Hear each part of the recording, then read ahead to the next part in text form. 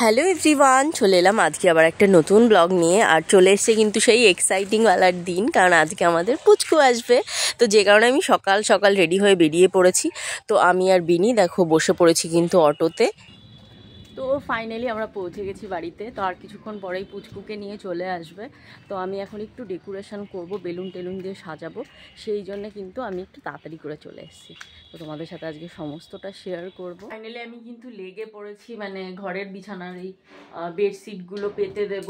আর সেই সাথে বেলুন টেলুন যেগুলো এনেছিলাম একা হাতেই করতে হবে, কারণ জয়েরও ছুটি নেই, ও রাত্রে আসবে, যে কারণে আমার একাই এখন মোটামুটি যতটা পারবো আমি করব। আর কেমন কি ডেকোরেশন করলাম অবশ্যই তোমাদের সাথে শেয়ার করব। তো আমরা খুব এক্সাইটেড। আমাদের পুচকু আজকে বাড়িতে আসছে। এখনও কোলেও তুলতে পারিনি, কারণ নার্সিংহোমে বাচ্চাদের মানে এখনও কোলে নিতে ওরা দেয় না, যে কারণে আমরা সবাই অধীর আগ্রহে অপেক্ষা করছি যে কখন আসবে। তো চলো রেডি করি তাড়াতাড়ি করে। আর এখানে কিন্তু আমি বেলুন টেলুন যা এনেছিলাম সেগুলো ফুলিয়ে দিয়েছি, আর ফুলিয়ে কিন্তু ঘরের বেডশিটগুলো চেঞ্জ করে দিয়েছি, সারা ঘরে বেলুন লাগিয়ে দিয়েছি। তো দেখো যতটা পসিবল হয়েছে ততটা করেছি, কারণ ঘরে এই সব জায়গায় ছিল যেখানে বেলুন লাগানোর মতো জায়গা ছিল। তো এই জায়গাগুলো তো লাগিয়ে দিয়েছি, আর তারপরে করব কিন্তু ফুলের ডেকোরেশন। তো যে কারণে কিন্তু দেখো ফুল ছাড়াতে বসে গেছিলাম। আর বিনি কিন্তু বোন আসার মানে আনন্দে ও মানে পুরোটা আমাকে হেল্প করেছে, মানে ফুল ছাড়ানোতে প্রচণ্ড হেল্প করেছে, মানে একদম বসেই রয়েছে, বলছে আমিও করবো। আমি বললাম ঠিক আছে করো, বনুকে ওয়েলকাম জানাতে এইটুকু তো বানতায়। তো আমি, মা, বিনি তিনজনে মিলে কিন্তু দেখো সুন্দর করে ফুল টুল সব ছাড়াচ্ছিলাম। 2 পদের ফুল আনা হয়েছিল, কমলা কালার আর হচ্ছে তোমার এই হলুদ কালার। তো এই দুটোকে দিয়ে মানে আমি আমার সাধ্য মতো চেষ্টা করব, এর আগে কিন্তু কোনোদিনও করিনি। তো ফাইনালি দেখো যতটা পসিবল হয়েছে ততটা করার চেষ্টা করেছি। তো এখানে আমি ওয়েলকাম লিখেছি। এই ওয়েলকাম যে লোগোটা আছে না, এটা আমি অনলাইনে খুঁজেছিলাম, বাট এমন একটা টাইমে খুঁজেছি এটা ডেলিভারি দেবে ওদের আসার পরে। রাস্তায়, কারণ ওরা এসে গেছে। তো রাস্তা থেকে আমরা এগাতে যাচ্ছি, মাও আসছে, সুপার এক্সাইটেড,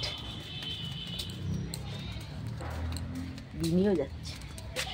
আর ফাইনালি কিন্তু দেখো সমস্ত মানে ওয়েট করার যে টাইমিং ছিল সেটা কিন্তু এন্ড হলো।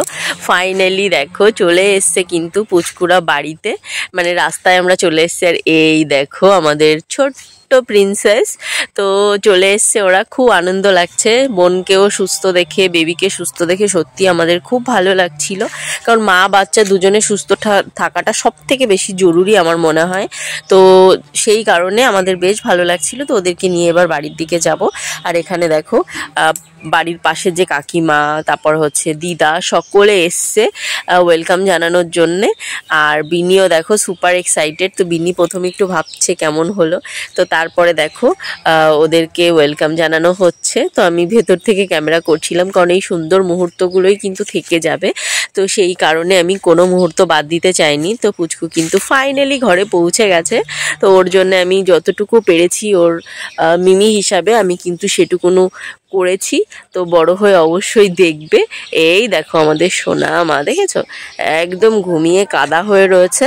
আর এখন কিন্তু মাও ওকে একটু কোলে নিচ্ছে, আমরা সকলে কোলে নিচ্ছি, কারণ নার্সিংহোমে একদমই ওকে টাচ করতে দেয়নি, যে কারণে আমরা সকলে ওয়েট করেছিলাম যে কখন পুচকু বাড়িতে আসবে। আমরা সবাই একটু একটু করে ভাগে নেব, আর তারপরে তো আমাদেরই, তাই না? আমরা তো অলওয়েজ ওকে ভালোবাসবো, আশীর্বাদ দেবো, আর এটাই বলবো বড় হোক, ভালো হোক, সুস্থ থাকুক, ঠাকুরের কাছে এটাই প্রার্থনা করবো। এই দেখো আমাদের বিনি আর চিনি ফাইনালি দিদুনের কাছে গিয়ে কিন্তু আদর খাচ্ছে। তো বিনি একটু ভাবছে যে দিদার কাছে আবার এটাকে। তো যাই হোক এখন কিন্তু অনেকটা বেটার। তো কেমন লাগলো জানিও।